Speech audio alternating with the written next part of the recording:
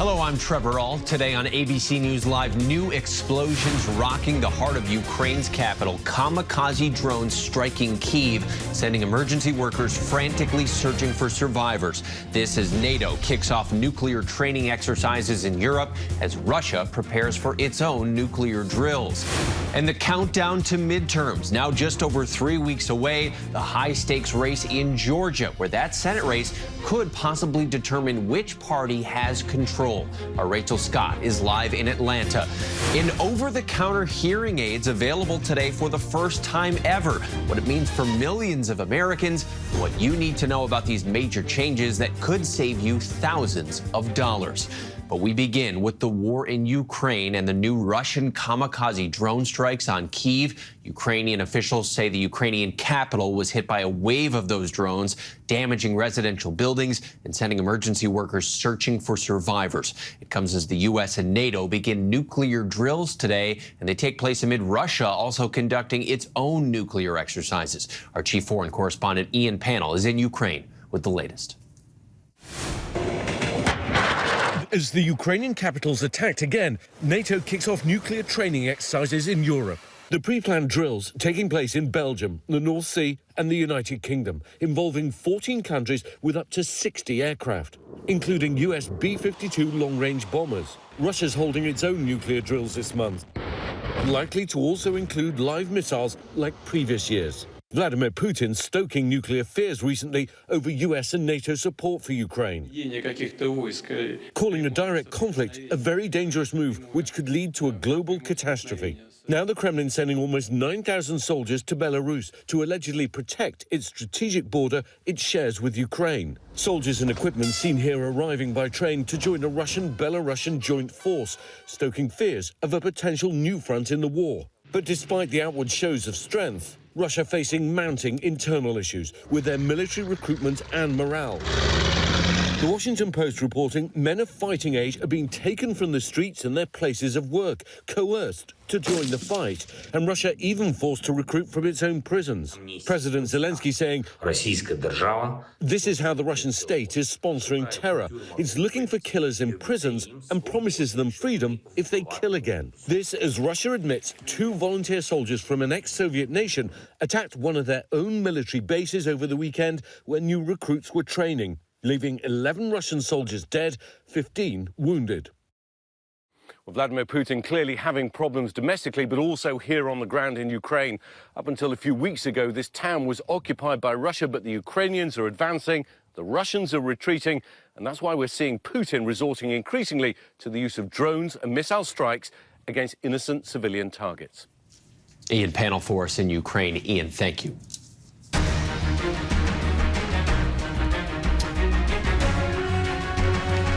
Next, we want to go to the countdown to the midterm elections, just over 3 weeks away now, and the stakes are particularly high in Georgia. That's where the Senate race could possibly most likely determine which party has control in Washington, D.C. And our congressional correspondent Rachel Scott is in Atlanta, the site of debate showdowns over the weekend. Here's her report.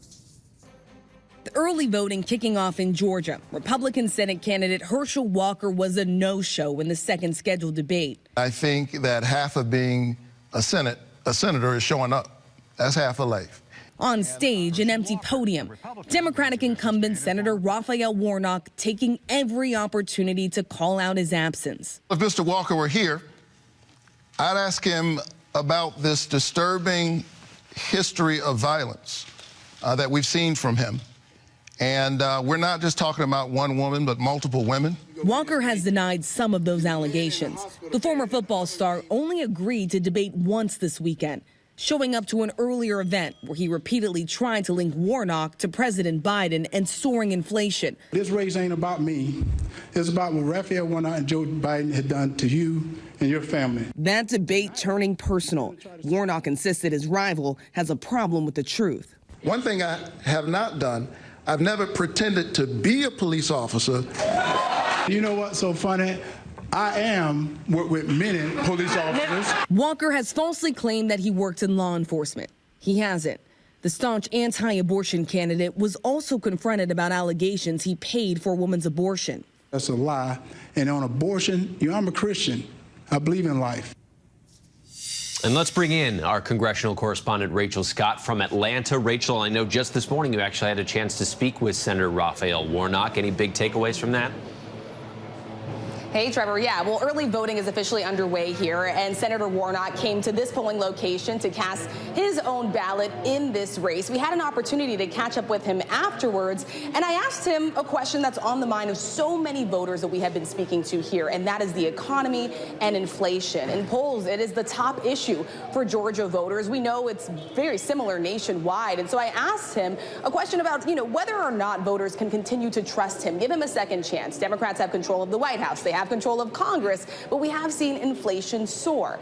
He believes that obviously that Democrats are working hard at this. They passed the Inflation Reduction Act. So much of that change not being felt just quite yet for voters in this state here. But the stakes are just so high in this race. This Senate race could decide which party controls the Senate. We know that it was Georgia that ended up giving Democrats the majority in the Senate just 2 years ago. And so this is going to be absolutely critical for Republicans and Democrats alike, Trevor. From all across the country watching this race very closely, not just the people who live in Georgia. And of course, there was that moment that everyone was talking about at the debate that Herschel Walker showed up at from this weekend, where he appeared to flash a police badge. Some dispute over whether or not there was any legitimacy to the badge, why he had it on him to begin with. What are both campaigns saying about this moment now, Rachel? Right, and let's just get right out in front of this. Herschel Walker is not a trained police officer. His campaign this morning told us that that was an honorary badge given to him for his community service. But you have his opponent, Rafael Warnock. He is really ramping up the attacks on this one, saying that it just shows that he does not have a commitment to the truth, that he has lied about multiple things during this campaign. He has made false claims that he was a member of law enforcement. He has miscategorized some of his business dealings. And then, of course, you have those allegations that he paid for women's abortion, something that he has denied. What's notable here is, despite all of this controversy, having his campaign be rocked by controversy in the final stretch of this race, the polls really largely unchanged at this point. Herschel Walker is still very much in this race, Trevor. Very interesting. And of course, this is not the only high-profile race there in Georgia. I know that you just pretty recently spoke with Stacey Abrams, the Democratic candidate for governor. She's in a rematch against current Governor Brian Kemp. And the polls are kind of flipped from what we're seeing in the Senate race, with Abrams behind. What are you looking at as we are in this final stretch heading into that race? Right, and Governor Kemp does have an edge on Stacey Abrams in the polls. I mean, look, this is just such a heated rematch. She lost by fewer than 55,000 votes in 2018. She received a lot of criticism because she didn't actually concede the election, though she recognized him as the legitimate winner because she believes that voters were disenfranchised during the process in 2018. And that was something that I pressed her on when we had an opportunity to sit down together, whether or not, if she loses this election, if she would actually concede. She would not commit to doing just that. Obviously, she wants to make sure that this is a free and fair election, but this is going to be a tense rematch, and the two are coming face to face on the debate stage together for the first time since 2018, Trevor. That's happening tonight. I wouldn't anticipate we're going to be seeing any police badges in that debate, but we will be watching it very closely. Rachel Scott, always great to talk to you. Thanks so much for joining us. And if you're watching at home, you want more information on the midterms and all things politics related, go ahead and point your phone's camera at the QR code right there in the lower right corner of your screen. You can get all the information you need right there. Next, we want to turn to a deadly fire at a notoriously brutal prison in Iran. It comes as anti-regime protests have been sweeping the country. They're now in their 5th week, and 2 Americans are among the prisoners at this prison. The State Department has expressed some urgent concern about their welfare. Chief Global Affairs correspondent Martha Raddatz has the story. The fire was massive. This video, posted by local activists, recording the explosions and volleys of gunfire reverberating from the hillside prison above Iran's capital. Iran's government allowing state TV to see the charred aftermath, saying 8 prisoners, who they described as robbery suspects, were killed and more than 60 suffering smoke inhalation. The Iranians blaming a fight between prisoners for the blaze, but with restrictions on the reporting, it is nearly impossible impossible to know the extent of injuries or the cause. Among the thousands of prisoners inside, Iranian-American businessmen Siamak Namazi and Imad Sargi, both accused of spying. Their families saying the two men have reportedly been moved to a secure area in the prison and are safe. The State Department making clear Iran is responsible for their safety and are following reports from Evin prison with urgency. Outside the prison, angry protesters lighting fires of their own as the rage in Iran's streets mounts. The protests following the death of Mahsa Amini, who died in police custody after being arrested for violation of Iran's strict dress code for women. More than 240 protesters have reportedly been killed in the police crackdown. Iran's ultra-conservative president blaming the U.S., saying it is our belief that America is behind the majority of destruction, terror, riots, and chaos in the region and the world. But the U.S. has made very clear America stands with the protesters. And those protests are only escalating in Iranian towns and cities and beyond. For the first time ever, an Iranian female athlete representing her country at a climbing competition in Seoul appeared without a hijab, something Iran requires of its athletes even outside of Iran. Trevor? Martha Raddatz, thank you.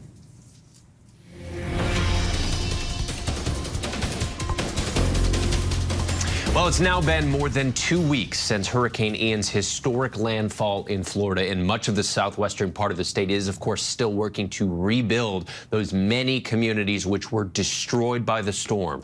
Some of the hardest hit regions like Sanibel Island and Fort Myers Beach saw those entire neighborhoods reduced to rubble. But what now about the potential environmental impact caused by these record-breaking storm surge? I want to bring in David Tomasco. He's the executive director of the Sarasota Bay Estuary Program. He's joining us live for much more on this. Dave, thanks so much for being here. I particularly wanted to, a report that caught our eye, according to the Tampa Bay Times, is thousands of gallons of boat fuel from sunken vessels, as well as disinfectant from a county-operated water utility pipeline. Those were all released into Florida's waters during this storm. So environmentally, what kind of impact could this kind of contamination have? Well, we're not really sure yet. One of the things we don't really know is just how bad of a problem we have. We think that we've had multiple tens of millions of gallons of wastewater overflows. We don't really know because so many of the reports are, greater than 1,000 gallons, but we don't know if that's 2 or 20. What we see when you go out into the field there is you'll see, most of the places on septic tanks, the water is so high that the septic tanks can't possibly be working correctly. There's portable toilets flipped over, floating around in the water in a number of locations. This was such a massive storm. It literally rained probably well in excess of 100 billion gallons coming down now into our waterways. And so, we've got rivers that don't have any oxygen left because of all the decomposing materials. So that's killing off the fish that are washing down. We've got really high levels of bacteria in certain locations. We have very low levels of oxygen in other locations. So right now, it depends on where you are, but yeah, that's a video I shot in Northport. It's just a mess in a lot of places and just a massive amount of fresh water that came into our systems. Oh, I'm sure. I mean, does the fact that it's still so early that you can't even fully wrap your head around how big this problem is keep you from taking concrete steps to try to fix them? Like, are we still in just the stage of surveying what the problems are? Yeah, basically. And we have a lot of our partners where some of the folks don't even have homes to go back to. So of my staff, I'm one of the few people that never lost electricity. Half of my staff didn't have electricity for several days, some of them for more than a week. We're trying to work and get water quality samples to laboratories where sometimes the staff at the laboratories don't have a home to go back to. But we are working our best with a bunch of volunteer efforts and a bunch of people who pulled talented staff together. And we have been monitoring the health of our waterways from roughly Sarasota down to Caloosahatchee. So it's a big stretch of the coastline, but We have an awful lot of people that don't have cars. Their cars got wrecked, but there's a lot of damage, and we're not quite sure exactly what the impact of the water quality will be, but it's not going to be good. It's not good right now. Are you looking at a years-long recovery process here? It depends on where you are. Where we are in Sarasota, we didn't have storm surge. We only had like 15 inches of rain.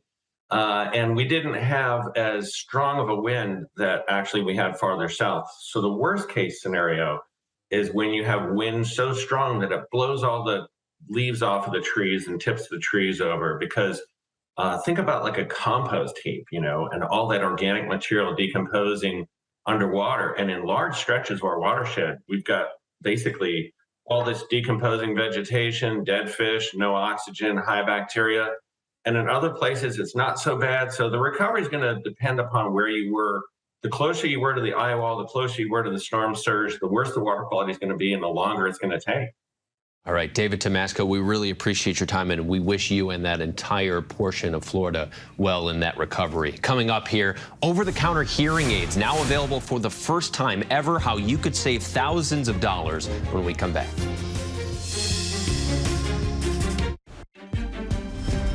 Welcome back to ABC News Live. Starting today, for the first time ever, Americans are able to buy a hearing aid over the counter without a prescription. It's something that's been in the work for quite some time now after Congress passed a bill to allow these over-the-counter sales back in 2017. Our chief business correspondent Rebecca Jarvis has more. Hey, Rebecca.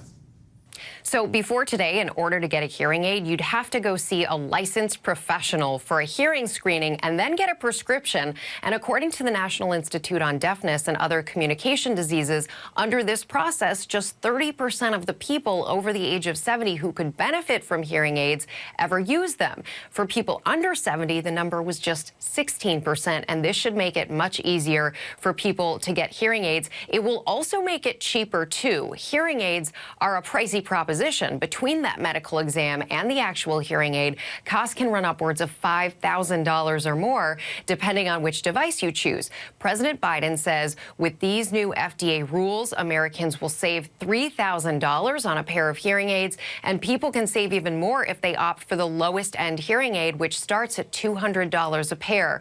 This should also open up competition and lower prices even more. 5 companies dominate the hearing aid manufacturing, and this could let more companies enter that field. Now, if you are interested, you can go to places now like Walmart, Walgreens, and Best Buy, who start selling these today. It'll expand to thousands of other stores and pharmacies across the country in the coming weeks and months. You can comparison shop online to see which device or store has the best money-back guarantee and the longer-term warranty. And there are sites that you can check this, hearingtracker.com and soundly.com. You can even take a hearing test online to see if you need a hearing aid, which type might be right for you. The World Health Organization and Best Buy are among those offering this online screening. Trevor? All right, Rebecca Jarvis, thank you. And now I want to bring in ABC News medical contributor Dr. Alok Patel for more on this. Dr. Patel, first off, give us a sense of how many people this could impact, because I think a lot of people maybe don't realize how many rely on hearing aids. Well, Trevor, you just heard it from Rebecca Jarvis. This potentially impacts millions of Americans, with about 40 million Americans suffering from mild to moderate hearing loss, and only about a fifth of them actually being fitted and having access to hearing aids. So this is a huge game changer for these Americans, for public health in general, given how many issues are associated with hearing loss, and also for medical competition and improving access. Of course, want to make sure they're getting the best quality, getting good care, too. What do they need to know going over the counter as opposed to a licensed professional? Well, Trevor, there's a lot of different features for these air conduction hearing aids, including how they fit. Are they in your ear, around your ear? There's different styles of them. There's Bluetooth connectivity. There's different battery life. And also, as Rebecca mentioned, you want to make sure that there is a return policy, because you have to give your brain a few weeks to actually get adjusted to a hearing aid. They're not necessarily like glasses or a joint wrap where you'll see the difference immediately. You want to try the hearing aid out in different situations, such as in a crowded place, watching television, etc., and to make sure that you have the right fit. And when in doubt, it is always a good idea to talk to a healthcare professional. All right, Dr. Alok Patel, very good to talk to you, and this could make a big difference for a lot of people all across the country. Absolutely. Coming up here, Alaska has canceled its king and snow crab seasons over a population collapse. Why some scientists say climate change is to blame. We're going to talk to officials fishermen live in Alaska when we come back.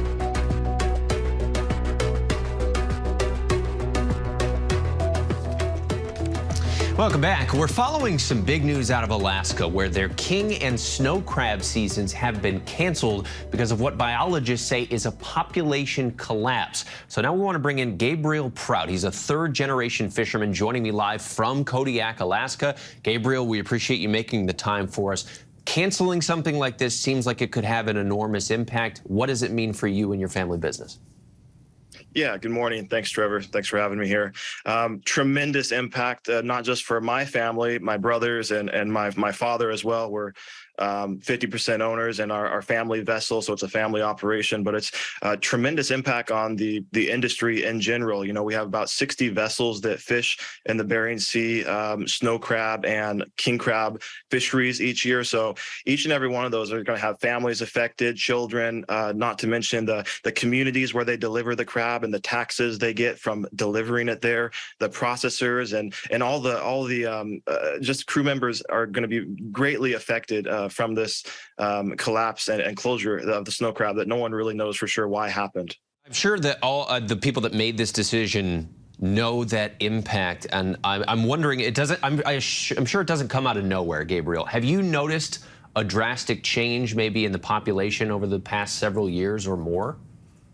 You know, Trevor, in 2016, 17, and 18, we were having a tremendous number of small crab come into the fishery. And so that would hypothetically translate into major years of high harvest levels. Something a little different happened in the years of 2018, 2019, 2020, when we went out to the Bering Sea to fish in those waters, that it was unusually warm. Scientists are saying that has probably something to do with it. What? They're not exactly sure. Did those crab did they run up further north to reach that colder water? Did they have a mass die-off? We're not exactly sure what happened, but it was an unusually warm year in 2018, 2019, 2020, leading up to this collapse. Drastic measure, to be sure, and I would imagine it's also not one that could be sustained for quite a long time. Are they giving you any guidance if you were to just take maybe this year off, that next year you'd be right back at it full speed, or are they taking it 1 year at a time? No, right now, this is looking to be, I mean, the crab don't just magically come back. You're going to have those small levels of new crab coming into the fishery. Right now, we're working with state and federal levels for some type of immediate financial relief. We're really at risk of losing our small business owners and our second and third generation fishermen if we don't have some type of a financial bridge to really weather us through this storm. We're really looking down the barrel of a very, very difficult upcoming set of not just this year, but years in the making, because it's going to take a while for those crab to come back. Do you think you can survive this? Not without any type of financial help, either from the state level, which we've been working on, as well as the federal level to get that appropriated into the state for not just fishermen in Alaska, but fisheries across the country. That we need some type of rapid relief program for situations like this, where you have a lot of unknowns coming into it, much like farmers will get during crop failure, or FEMA will deliver to areas just like a Hurricane Ian affected in those places in the country. So we need some type of a program dedicated to fishermen to help us through this, because right now it's not looking very feasible with the cost of our operation. All right, Gabriel Proud, thanks so much for your time. I'm Trevor Ault. Stay with us as ABC News Live continues with more news, context, and analysis. Hi, everyone. George Stephanopoulos here. Thanks for checking out the ABC News YouTube channel. If you'd like to get more videos, show highlights, and watch live event coverage, click on the right over here to subscribe to our channel. And don't forget to download the ABC News app for breaking news alerts. Thanks for watching.